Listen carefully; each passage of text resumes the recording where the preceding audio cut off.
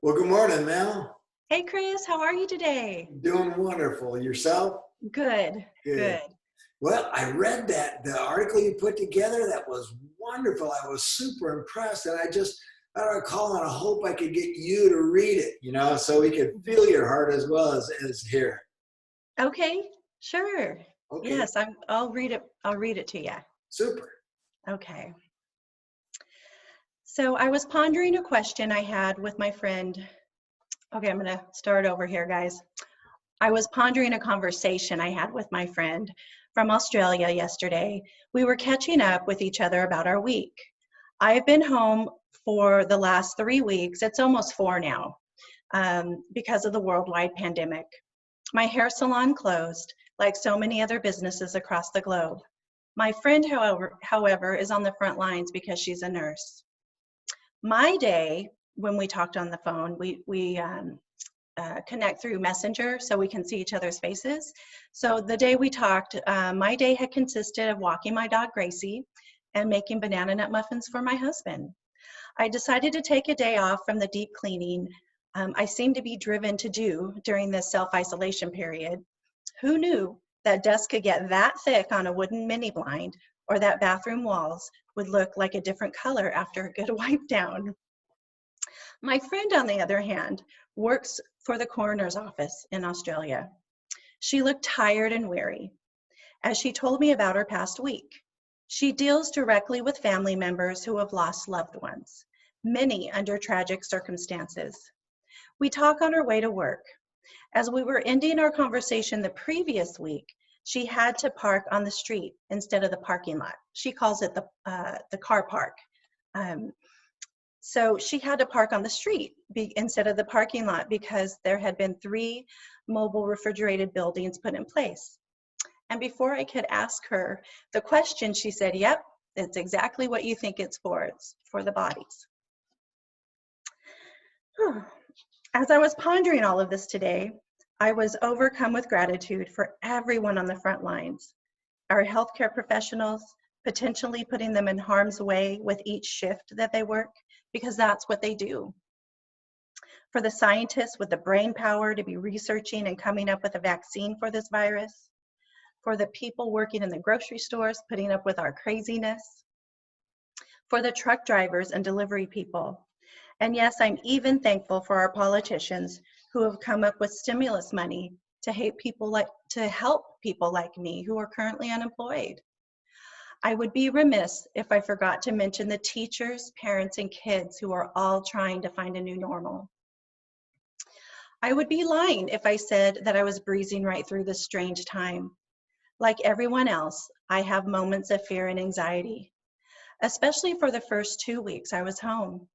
My mind kept racing about what ifs. What if my hair salon is closed more than 2 weeks? It's almost been 4. What if someone I know and love gets the virus? What if I do? What if, what if, what if? I had to make a conscious decision, a conscious choice to stop thinking about the what ifs. Stay informed, but not let myself get saturated with too much time focusing on the news, and to remember that today is really all any of us have, to be in the moment and to be present. I've had to choose to live out the faith that I profess. I have spent much time in prayer for all of those listed above, and I have been asking God each morning, God, what do you have for me today? What is my job for today? Not tomorrow, not next week or next month, but today.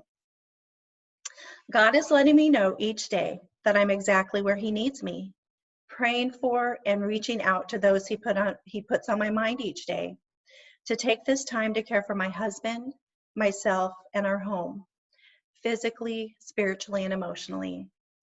One of my favorite scriptures in the Bible is John 16:33. And this is Jesus talking. I have told you these things so that you may have peace.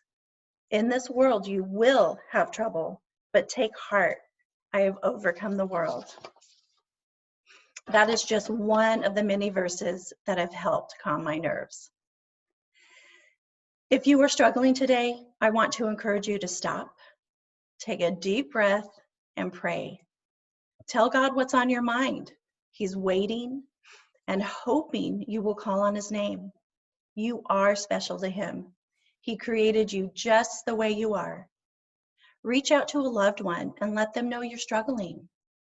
And if you're having a good day, I encourage you to ask God who you can reach out to. He will put someone on your mind. For those of us with more time on our hands than we're used to, let's ask ourselves today, who is someone in our sphere of influence that we can bless today? What is something I can do today to bless others? Let's let the best in us come out during this tremendously hard time in our history. And I'll end with this. I love this quote from Mother Teresa. We cannot all do great things, but we can do small things with great love. So that's what God put on my heart. And thanks for asking me to share it. Melanie, that was wonderful. Thank you so much for sharing that. It's very encouraging to me. So it's like, I'm sure it will be to many others. Good. Can I just share one more little thing? Absolutely. Okay, God is just so good. At the beginning of the month when all this happened, or the end of March, my puny little prayer for my business was, Lord, just, I had a little bit in my business account and about half of what I'd need for rent. And I just said, Lord, just please send enough money to cover my expenses for April for my business. And, here and there, money's trickling in. And it's more than what I need. It's more than what I asked for. It's not even the 15th. And I have peace that I know my God will provide. But he always goes above and beyond our prayers and expectations. And so I was just really blessed this last week by two individuals in particular. And it was just God reminding me, I've got this, girl, I've got this. So that was on my heart specifically this morning. God is faithful, and he's proven that day in, day out. But yes. It's still a challenging time, and this is my gosh, yes. I'm good right at this moment, in 10 minutes I could be, but I'm practicing, stopping, and what does God have for me in this moment. Thank you so much for sharing. Thank you, Chris. All right, give Pam a hug. I will. Yeah. Okay. All right.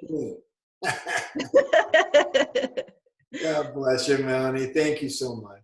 Thank you, Chris. Have a great day. Bye now. Bye.